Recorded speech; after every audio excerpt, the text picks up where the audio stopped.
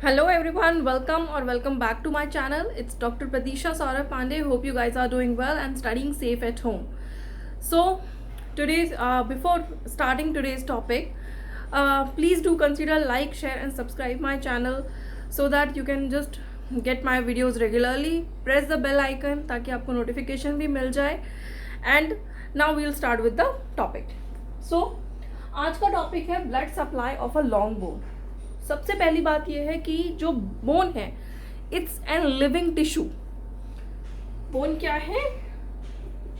It's an living tissue, मतलब इसको खाने की भी जरूरत होगी, न्यूट्रिशन की भी जरूरत होगी and it will need its food, तभी ये सरवाइव कर पाएगा, अदरवाइज ये सरवाइव नहीं कर पाएगा.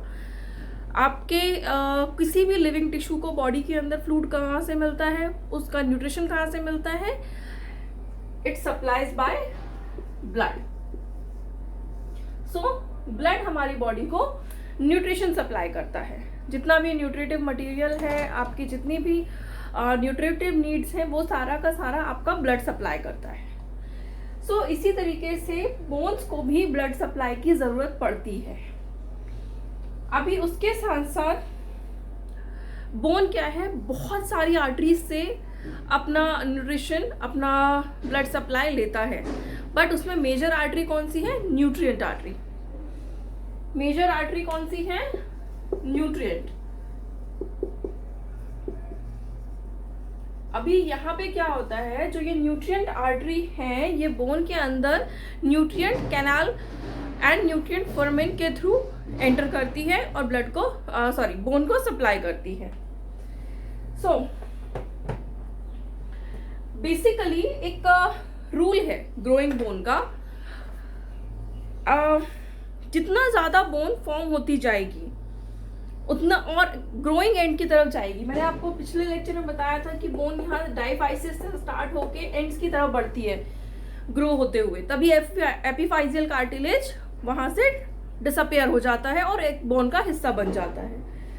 सो जितना ज्यादा एपिफाइजियल एंड की तरफ बढ़ेगी, जो nutrient artery and nutrient canal है वो ग्रोइंग एंड से दूर जाते जाएंगे.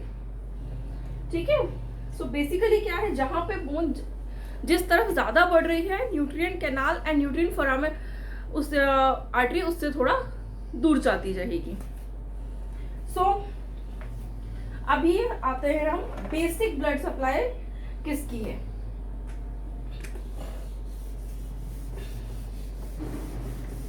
मेनली जो बोन है उसे 3 तरह से ब्लड सप्लाई मिल रही है. फर्स्ट आता है पेरियोस्टियल आर्टरी.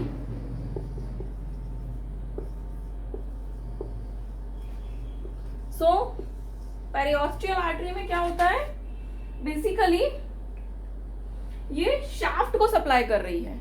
जो ये आपका शाफ्ट वाला एरिया है, इस पे ये मल्टीपल पॉइंट्स के थ्रू एंटर करती है.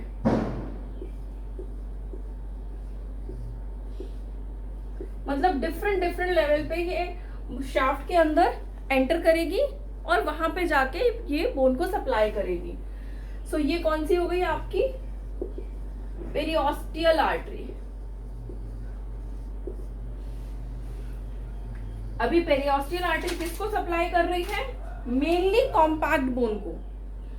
शाफ्ट में मेजरली कॉम्पैक्ट बोन है, जो आपका शाफ्ट है वो कॉम्पैक्ट बोन का बना हुआ है. तो पेरियोस्टियल आर्टरी किसको सप्लाई कर रही है?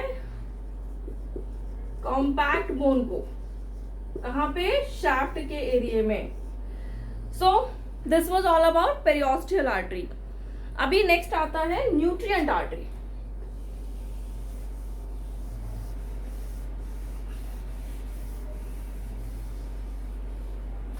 नेक्स्ट आती है आपकी सेकेंड न्यूट्रिएंट आर्टरी. सो न्यूट्रिएंट आर्टरी में क्या होता है, मैंने जैसे पहले बताया, ये मेड्युलरी कैविटी से आपके आर्टरी जो है मेड्युलरी कैविटी से न्यूट्रिएंट कैनाल में एंटर करती है और न्यूट्रिएंट कैनाल में बेसिकली आके ये डिवाइड हो जाती है. सो न्यूट्रिएंट कैनाल में जब ये आ जाएगी सो कैनाल में आके ये डिवाइड होती है। डिवाइड किस में हुई? दो पार्ट्स में डिवाइड हुई, प्रॉक्सिमल एंड डिस्टल। सो अभी जितनी जो ये प्रॉक्सिमल एंड डिस्टल ब्रांच है, ये दोनों मिलकर किसको सप्लाई कर रहे हैं? मैरो को।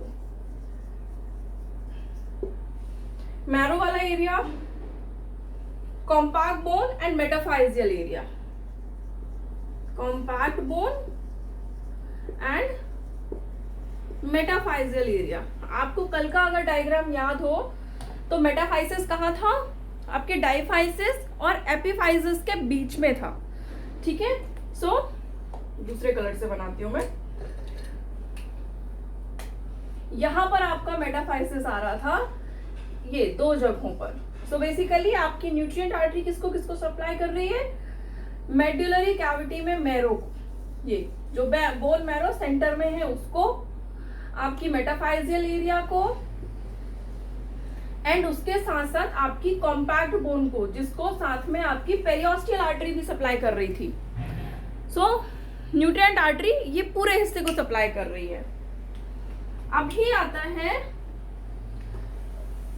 इसके अलावा अब बचे हुए हिस्से को कैसे ब्लड मिलेगा? मेनली शाफ्ट की सप्लाई तो हमने पढ़ ली। सो एंड्स को कैसे मिलेगा?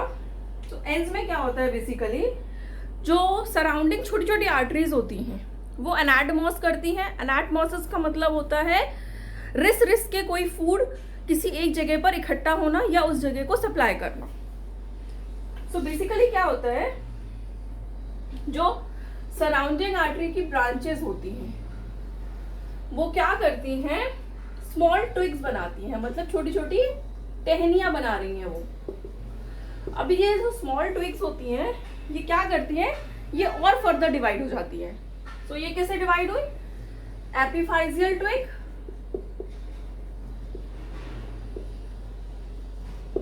And metaphyseal twig.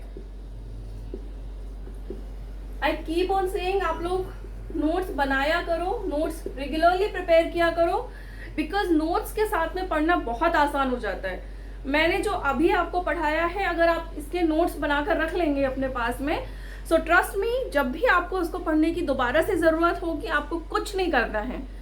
आप अपनी बुक, जितना बुक है या आपकी कॉपी है, उसको सामने रखिए, एक बार वीडियो को कॉपी को पढ़िए, वीडियो को सुनिए, आपको सब कुछ याद आ जाएगा, सब कुछ वापस से समझ में आ जाएगा। Now get back to the topic, epiphyseal twigs and metaphyseal twigs. So ये क्या कर रहे हैं? जैसे कि इनके नाम से ही समझ में आ रहा है, एपिफाइजियल ट्विग क्या करेगा? एपिफाइसिस वाले एरिया को सप्लाई करेगा, और ये क्या करेगा? मेटाफाइसिस वाले एरिया को सप्लाई करेगा। सो एपिफाइसिस कहाँ था? यहाँ था, ये एपिफाइसिस वाला एरिया था, ये मेटाफाइसिस आ गया। सो ये जो बेसिकली है, ये सारे एरिया को आपकी एडजेसेंट ब्रांचेस सप्लाई करेंगी। इस एरिया को आपका mainly nutrient and periosteal artery supply करेगी। So this was all about the blood supply of your long bone. Hope you guys have understood. Please, अगर अभी तक आपने मेरा चैनल सब्सक्राइब नहीं किया है, so please do consider it. And just जाने से पहले एक क्विक रिव्यू कर लेते हैं, so that आपको एक जल्दी से सब कुछ याद आ जाएगा। So बोन लिविंग टिश्यू है, इसलिए उसे ब्लड की जरूरत पड़ती है। ब्लड सप्लाई उसे तीन तरह से मिल रही है, periosteal artery, nutrient artery, and साथ में जो 7 की छोटी छोटी ब्रांचेस हैं, आर्टरीज हैं, उनसे मिल रही है। सो अभी क्या होता है, पेरियोस्टियल आर्टरी क्या करती है? आपकी शाफ्ट वाले एरिया में छोटे छोटे छेदों से अंदर चली जाती है और उसको जाके सप्लाई करती है। ये आपकी पेरियोस्टियल आर्टरी कॉम्पैक्ट बोन को सप्लाई करती है। ठीक है, फिर आती है nutrient artery. Nutrient artery nutrient canal के थ्रू मेडुलरी कैविटी में एंटर करती है एंड आपकी कॉम्पैक्ट बोन को, मैरो को और उसके साथ साथ मेटाफाइजियल एरिया को सप्लाई करती है। थर्ड आती हैं छोटी छोटी आर्टरीज जो सराउंडिंग एरिया से अंदर एंटर कर रही हैं। वो क्या करती है?